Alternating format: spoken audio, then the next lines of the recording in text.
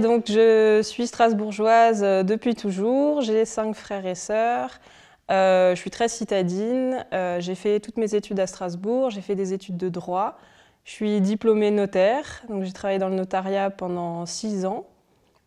Après, j'ai travaillé 1 an au tribunal à Strasbourg et actuellement, je travaille dans une entreprise qui fait de l'assistance aux collectivités pour les aider à acquérir des terrains, voilà, pour faire des autoroutes, des digues, des trucs comme ça.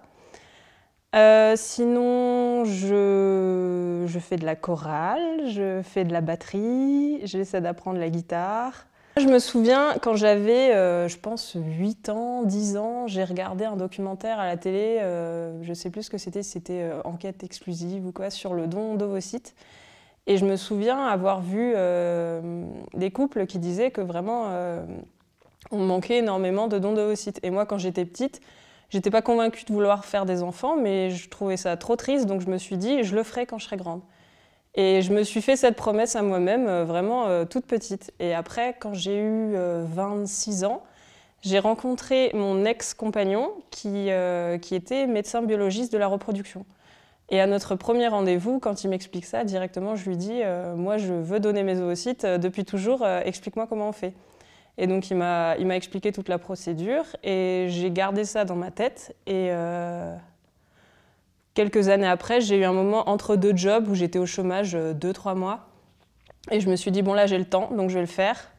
Et donc, j'ai pris contact avec le centre qui était près de chez moi de PMA. Et j'ai fait ce don d'ovocytes du coup en septembre 2021. En fait, j'ai toujours eu cette impression que moi, je suis en bonne santé et que c'est pas juste que les autres le soient pas.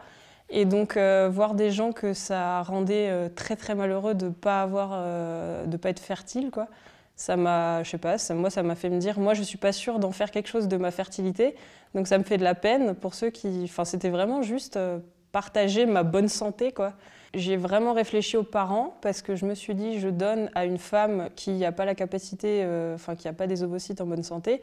Et je pensais vraiment à elle. Et après, je pensais pas beaucoup aux enfants parce que je me suis dit qu'il était fort probable que l'enfant ne le sache jamais. Parce que c'est vrai qu'on a ce truc du secret en France, qu'on fait en sorte que j'ai donné mes ovocytes à des gens probablement qui me ressemblent physiquement, donc peut-être que l'enfant ne le saura jamais. Et c'est vrai que j'ai pas réfléchi à l'enfant, et c'est au moment où j'ai fait les démarches que j'ai eu un rendez-vous avec une psy qui m'a dit est-ce que tu as conscience qu'à la fin, il y aura une personne, ou plusieurs, et que ces enfants auront peut-être envie de savoir qui tu es, comment tu le vis. Et donc, moi, je trouvais... Enfin, elle m'a dit, probablement... En fait, c'était en 2021. Donc, la loi n'avait pas encore changé, donc c'était encore l'anonymat. Mais elle m'a dit, tu sais, en ce moment, il y a les lois bioéthiques, machin, ça va changer. Et donc, bientôt, probablement qu'il y aura la levée de l'anonymat. Donc, il faudrait que tu t'y prépares. Si jamais c'est rétroactif, on n'en sait rien. Est-ce que tu es d'accord avec ça? Et donc, elle m'a dit, c'est à 18 ans. L'enfant, il peut venir toquer à ta porte et te dire j'ai besoin de connaître mes origines. Et moi, dans ce cadre-là, ça m'a plu. Enfin, je me suis dit, si un enfant à 18 ans, après 18 ans, il vient me voir, ça me dérange pas. Je pense qu'il n'y a pas de souci pour qu'un enfant ait envie de connaître ses origines quand il est grand.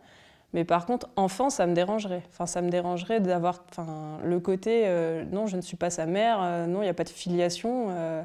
J'ai pas du tout envie d'avoir un rôle de mère pour ces gens-là. Mais à la maturité, enfin, à la majorité, ça me dérangerait pas trop.